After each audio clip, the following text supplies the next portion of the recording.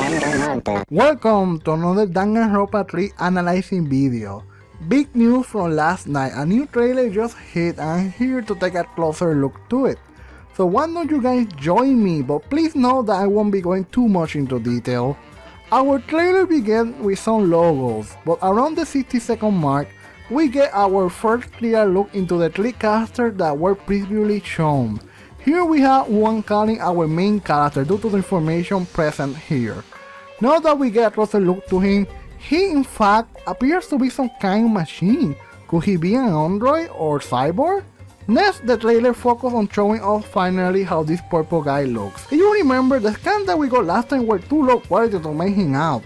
For now, I have nothing to say about him. Now we have a closer look of the girl that was revealed last time. I find her fascinating because it seems they're focusing on her and the other two guys a lot. Makes me think that she has a big role to play alongside the main character.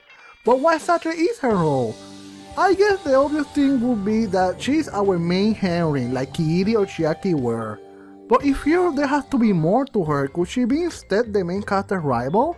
If you remember in DanganRonpa 2, there was a concept where Akane Owari was actually going to be Hajime's rival and pretty much equal in a very interesting mechanic, but it was dropped. But could they be bringing it back for this game? Of course, there is another possibility for her role here. What if she's our mastermind here, our Junko Tio character? I find this picture very interesting and the way the colors are shown. Is it me or is her looking a little green here? Makes me think of somebody else. What if she's actually Monaka in disguise? Now the camera pulls back, showing us the whole picture and it looks awesome. Again, this helps to support the idea that Robokid is our main character for the game. He has a center stage in this picture, and let's not forget his main character Antenna or Aoge. But there is more evidence for that later. But the image holds a secret. We actually get to see our first look into the other characters. If you look at the bottom, you can see other people there. Later in the trailer, they become more clear. To the side, we can see those strange structures from the teaser that make you think this is taking place on kind of dumb city or facility. Around the 0.38-second mark, we get our first look into the new Host Peak Academy logo. I will say that it does look cool. And again, the half-dog thing makes another appearance here. As we continue watching the trailer, we get shown a couple of places, including one of the classrooms. I will go into detail about it later. So the other places shown here all have some kind of Monokuma theme to them. Could this be our first look into the outside world in this game? Now they're showing us the trial thing from the teaser, some new images and new mechanics. There was info that was released alongside this trailer about this, so let me read that info to you guys. The game main theme is described as Psycho Cool. The main setting will take place at the Gifted Inmates Academy and will feature exploration of the school and interaction with the cast much like the previous two games, where the scene is during class trial where they are saying that you must use your own life to defeat your opponent. From this we get that this is supposed to be some kind of prison school for talented kids. And it seems the main theme for this game are lies. I think you have to lie your way to the end of the game, but who knows? As we keep watching, we come across our main girl yet again. This time you are talking to her in a classroom. Something to know from here is that we get a clear view of her body, and we can make out what appears to be 4 things in her clothes. A bunch of emblems. I wonder what that is about. This seems to be happening early in the game, and in the top right corner says Chapter 1. Now the classroom itself looks very similar to the one from the first game. The windows are locked and instead of a big piece of metal on them, this time we get some kind of jail cell feel to them, with barbed wire. This goes with the theme of this being a prison school. In this scene the girl is saying, "So this is a school? Why are we in a place like this?" And Popo Guy responds with, "Why? Why indeed, huh?"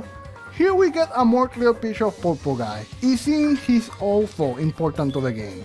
Could he be our Togami or Nagito-like character? Especially with his shirt looking similar to Nagito, as you can see here.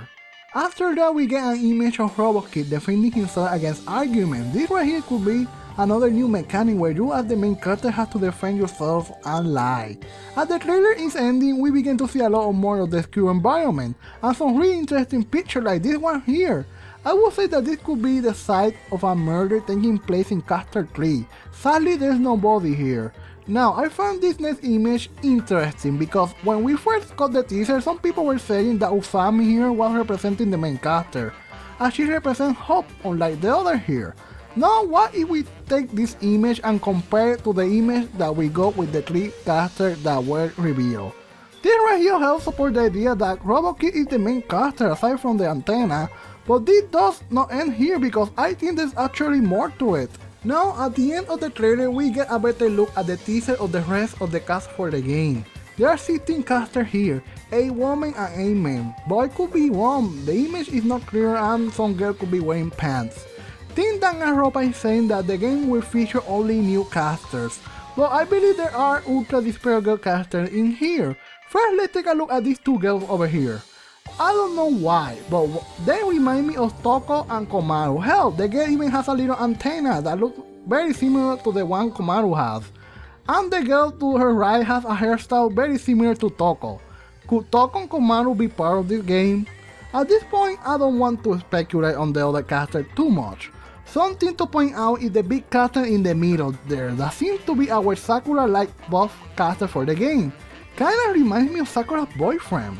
The other characters do look interesting. I can make out what appears to be a witch, a maid, and a kid with a retrieving jacket. Now, before I end the video, I want to present to you guys one more theory about the main 3 casters. With this picture, we can figure out where each of them are. As you can see, the main caster and purple guy are to the right, but our main girl is in the middle again, pointing out how important she seems to be to the game. For those that play the Zero Escape games, I like to present that she could be our Akane kinda caster, someone that is very important. The plot of the game could revolve around her, like it did with Akane in the Zero Escape games. But I will take this even further. What if the reason they focus on what I call the main 3 is because you actually can play as them too for some part of the game? It's a possibility. Anyway, this is my video and we'll be taking a look into the DanganRonpa 3 anime later in the week. Please leave some comments, I love to read them. So, see you next time, bye!